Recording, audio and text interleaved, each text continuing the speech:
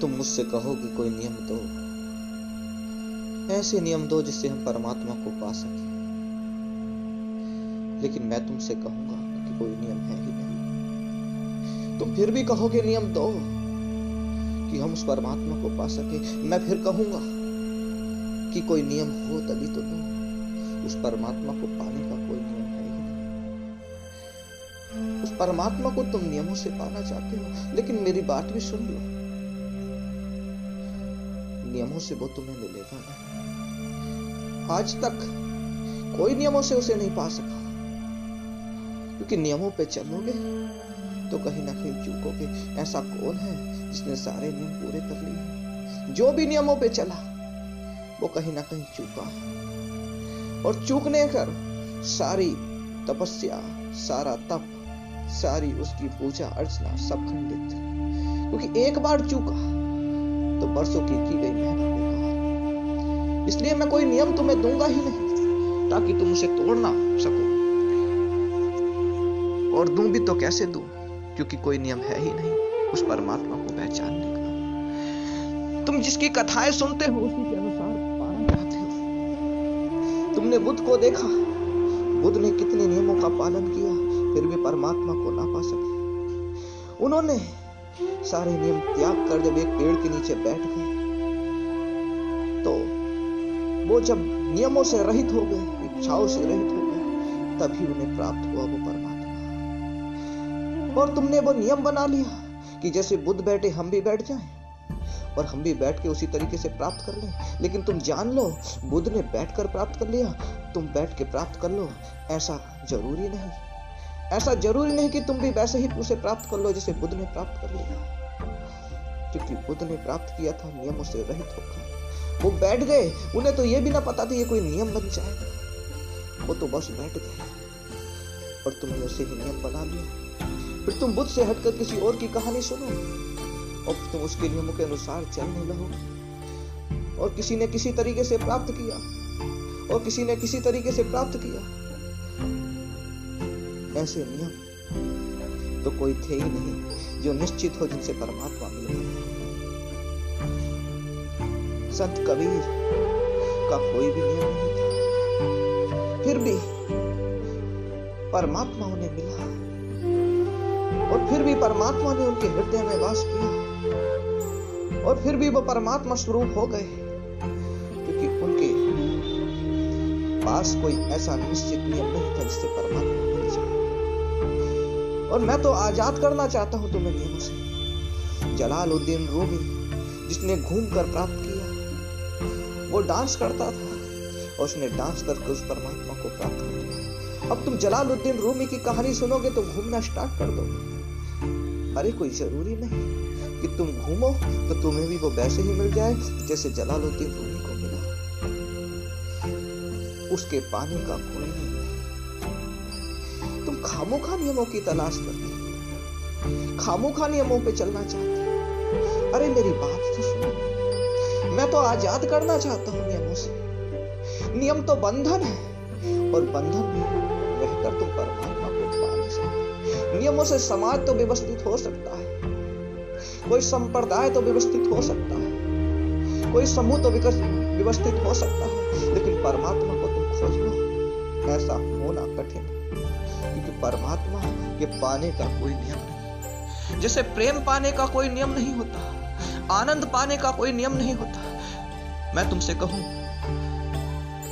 कि ऐसा नियम है जिस पे चल के तुम आनंद को प्राप्त कर सकते हो, क्या तुम कर लोगे? जरूरी नहीं कि तुम उस नियम पे चलकर आनंद को प्राप्त कर लो, नहीं प्राप्त कर सकते, क्योंकि आनंद के प्राप्त करने का तो कोई नियम नहीं, प्रेम के प्राप्त करने का कोई नियम नहीं। कोई तुमसे कहे इस नियम पर चलो तो तुम्हें प्रेम प्राप्त हो जाएगा, ऐसा हो नहीं सकता। क्योंकि प्रेम तो बेवजह ही पैदा होता है, बेवजह ही पैदा हो जाता है। ये तो अंदर की बात है, जब पैदा होगा तो खुद ही पैदा हो जाएगा। आनंद भी अंदर की बात है, और जब पैदा होगा तो तुम्हारे अंतःकरण में पैदा हो जाएगा। परमात्मा के पाने का कोई निश्चित नियम नहीं। ये देखो किस रूप से तुम दीवाने हो जाते हो, किस रूप से तुम चैतन्य हो जाते हो, किस रूप से तुम आनंद में चले जाते हो, उसका ही उसी नियम को पकड़ो। वो कोई नियम नहीं, वो तुम्हारी मौज, तुम्हारा आनंद है। मैं तुमसे आलसी रहने के लिए नहीं कहता। अब ये मत सोचने लग जाना कि हमें तो बिस्तर में रजाई ओढ़ के बड़ा आनंद आता है और यही नियम सबसे अच्छा लगता है, यही हमें आनंद मिलता है। मैं तुमसे आलसी होने के लिए नहीं कह रहा हूं। मैं तुमसे कह रहा हूं जिस तरह तुम ध्यान में उतर सको, जिस तरह तुम विज्ञान को पा सको, जिस तरह तुम्हें जागृति आ सके और जागृति की उच्च अवस्था दीवानगी को प्राप्त कर सको, उसी नियम से तुम परमात्मा को पालोगे। और मैं फिर कहता हूं ये कोई नियम नहीं, ये तो बिना नियम के घटने वाली घटना है, अनायास ही घटने वाली घटना है। ये किस प्रकार से तुम्हें घटती है ये देखो अपने आप को, और फिर भी तुम नियमों की तलाश करो। ऐसा हो नहीं सकता। मैंने पाया उस रीति तुम भी पालो, ऐसा नहीं हो सकता। किसी और ने पाया उस रीति तुम भी पालो, ऐसा हो नहीं सकता। इसमें दो ही बातें हो सकती हैं, शायद तुम पा जाओ लेकिन पक्का प्रमाण नहीं कि तुम पा भी जाओ या ना भी पा सको। लेकिन हाँ, यदि तुम अपने अंदर आनंद को प्राप्त कर सको, वो तरीका जिससे तुम्हें आनंद मिलता है उसे अपनाओ तो जरूर प्राप्त कर लोगे। उसका प्रमाण है, उससे तुम जरूर प्राप्त कर लोगे, क्योंकि तुम आनंद में बढ़ते जाओगे और बढ़ते जाओगे और बढ़ते जाओगे, ऐसे आनंद में जो खत्म नहीं होता, और वो आनंद महा आनंद में बदल जाएगा, और वो महा आनंद परमानंद में, और परमानंद ही तो परमात्मा। वहीं पाकर तो तुम्हें, वहीं आकर तो तुम्हें वो मिलेगा। ऐसे मैं कहता हूं, मेरी बात पर जरा गौर करना। परमात्मा को पाने का कोई नियम नहीं। नियमों के चक्कर में मत पड़ो। सारे नियम बंधन है, और बंधन से तो मैं आजाद करना चाहता हूं। मुझसे नियम मत पूछो। मैं चाहता हूं कि तुम नियमों से आजाद हो, और यही आजादी तुम्हें परमात्मा तक ले जाएगी। क्योंकि जब तक तुम नियम के बंधनों में हो, तुम परमात्मा को कैसे पाओगे? परमात्मा तो तभी मिलता है जब तुम बंधनों से आजाद हो जाते हो। परमात्मा तो तभी मिलता है तुम जब कोई बंधन रह ही नहीं जाता। लेकिन जब तुम परमात्मा की खोज करते हो तो तुम और ज्यादा बंधन में गिरते हो, तुम और ज्यादा नियमों को करने लगते हो, और ज्यादा नियम पकड़ते हो, और ज्यादा धार्मिक हो तो जाते हो।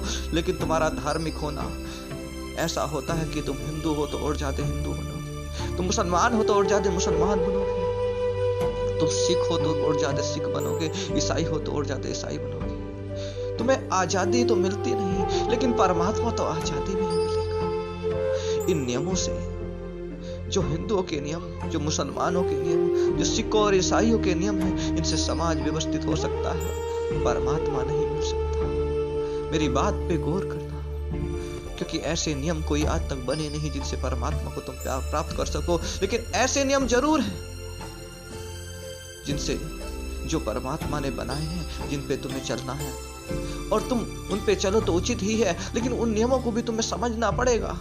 तुम जिन नियमों को परमात्मा के नियम कहते हो, वो परमात्मा के नियम ही नहीं है। तुम्हारे धार्मिक ग्रंथ जिन्हें कहते हैं कि ये परमात्मा के नियम है, ऐसे नियम परमात्मा ने दिए ही नहीं, और ऐसे नियम न परमात्मा के हो सकते हैं और ना होंगे। तुम्हारे धार्मिक ग्रंथ कहते हैं कि किसी पशु की बलि चढ़ाओ, ये परमात्मा का नियम है। कुर्बानी देना कोई परमात्मा का नियम है?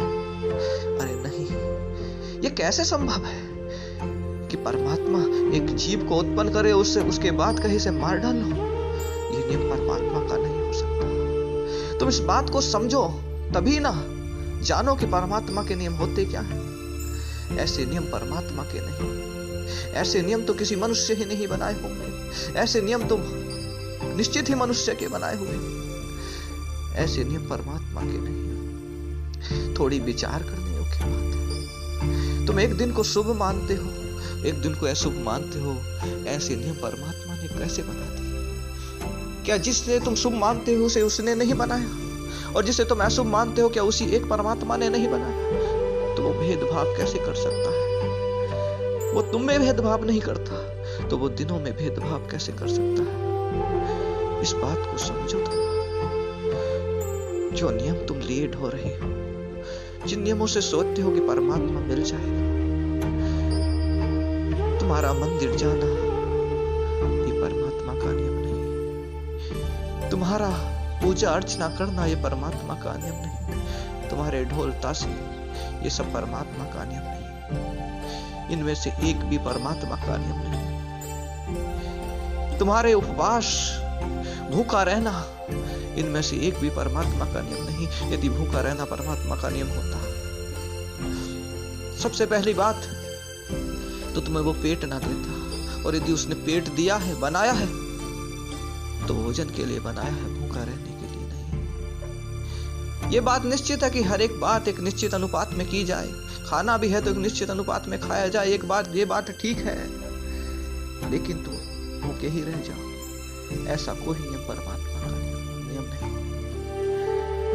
और भी तुम्हारे नियम है। तुम मंगल के दिन गड्ढा नहीं खोदोगे, बृहस्पतिवार के दिन तेल नहीं लगाओगे। ऐसे नियम भी तुम्हें परमात्मा ने नहीं दिए। ये सारे नियम इंसान के हैं, और तुम इंसानों के नियमों को परमात्मा के नियम मान के बैठते हो, और बैठे हो नियमों को मानकर।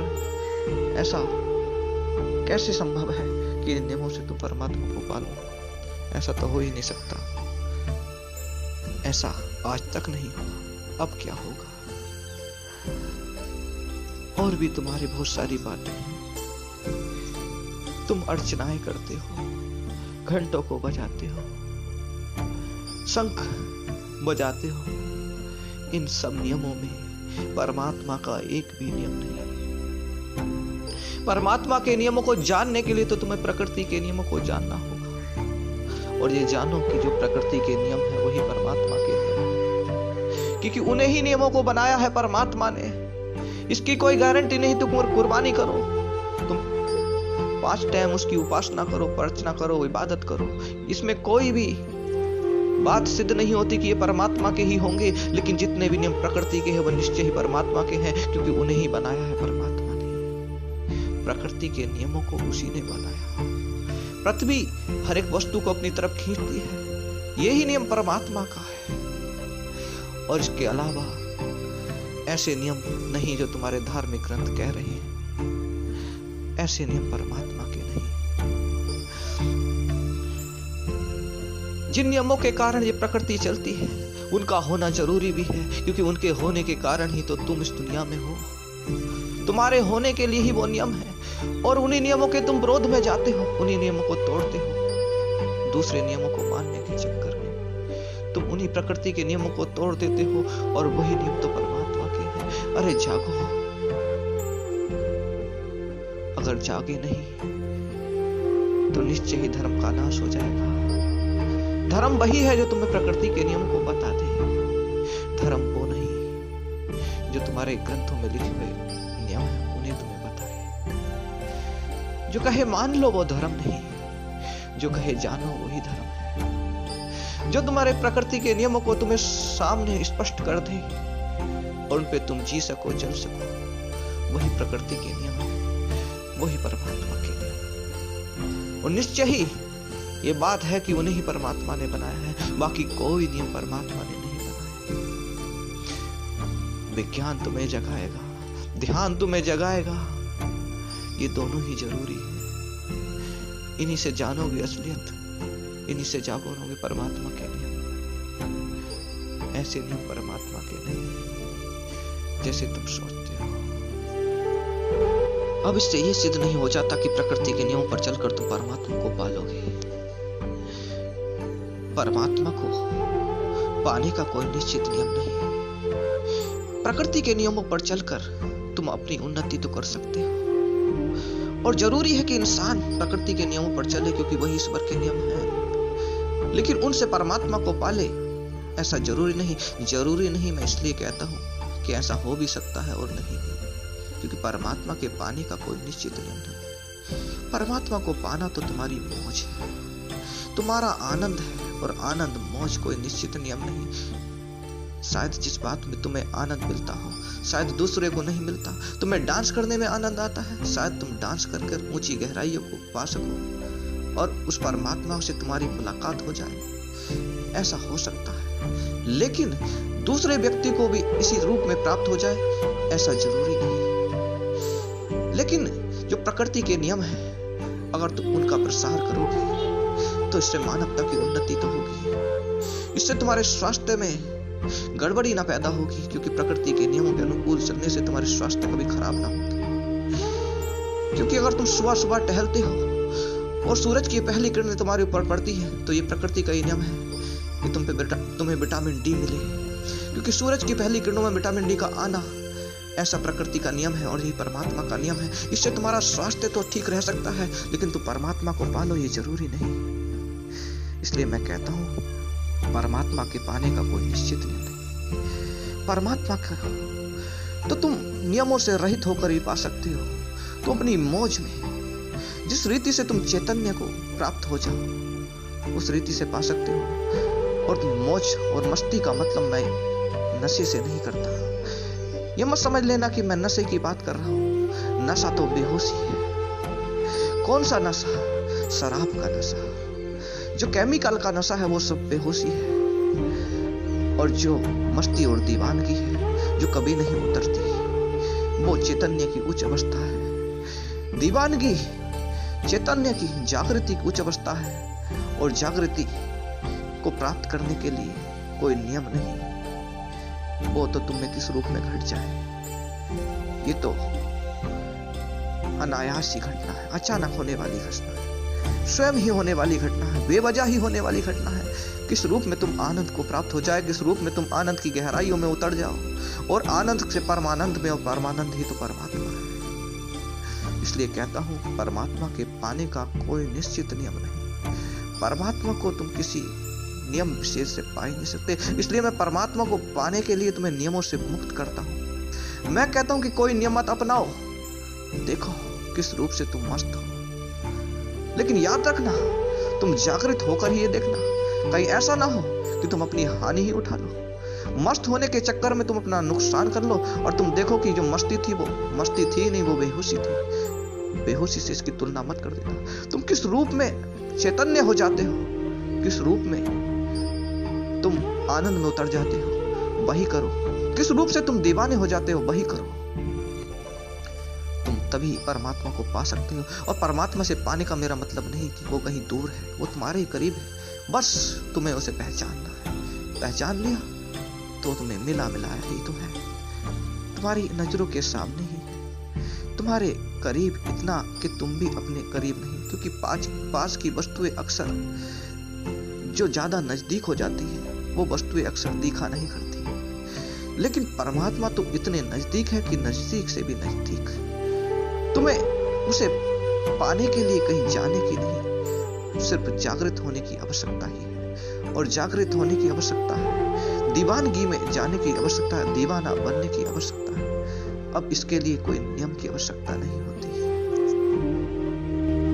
और कुछ नियम साधना के भी हैं, लेकिन साधना की भी अपनी एक सीमा है। ये जरूरी नहीं कि तुम साधना से परमात्मा को प्राप्त कर ही लो। हाँ, इतना जरूर है कि तुम साधना से परमात्मा को पाने की संभावनाएं बढ़ा लेते हो, और परमात्मा के मिलने की संभावनाएं, उसे पहचानने की संभावनाएं तुम में बढ़ जरूर जाती हैं। लेकिन ये निश्चित नहीं कि तुम पहचान ही लो, तुम पा ही लो परमात्मा को। ये कोई बात निश्चित नहीं। साधना के द्वारा तुम प्रकृति के रहस्य को तो जान सकते हो। प्रकृति के प्रत्येक नियम तुम्हें स्पष्ट नजर आएंगे।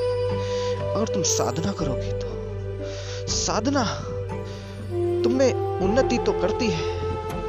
साधना तुम्हारे मस्तिष्क के दायरों को बढ़ा देती है। साधना के द्वारा तुम्हें ऑक्सीजन की भरपूर मात्रा उपलब्ध होती है, और साधना इतना ऑक्सीजन तुम्हारे मस्तिष्क को देती है कि उसकी क्षमताएं बढ़ जाती हैं। और क्षमताएं बढ़ने से शायद बात तुम्हारे समझ में आ जाए, शायद उस परमात्मा के समझना तुम्हारे लिए आसान हो जाए।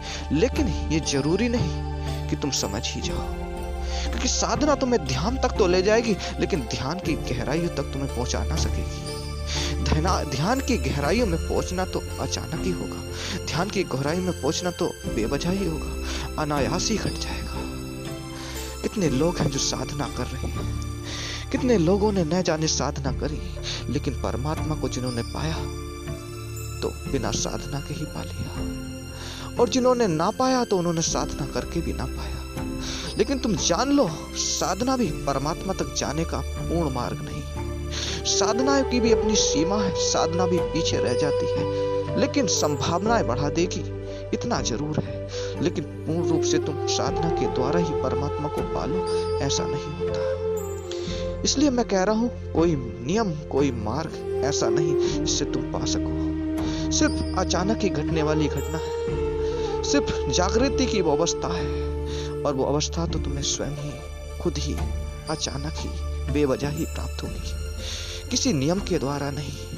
बस तुम्हारी मौज आनंद में ही प्राप्त होगी, और तुम्हारी मौज ही तो है आनंद, कोई नियम नहीं है। तुम्हारी मस्ती ही तो है आनंद, कोई नियम नहीं है। और नियमों के द्वारा परमात्मा प्राप्त होता ही नहीं। इसलिए ही कहता हूं, कोई नियम नहीं, परमात्मा को तक जाने का कोई नियम नहीं। सिर्फ दीवानगी ही ले जा सकती है, और दीवानगी कोई नियम नहीं।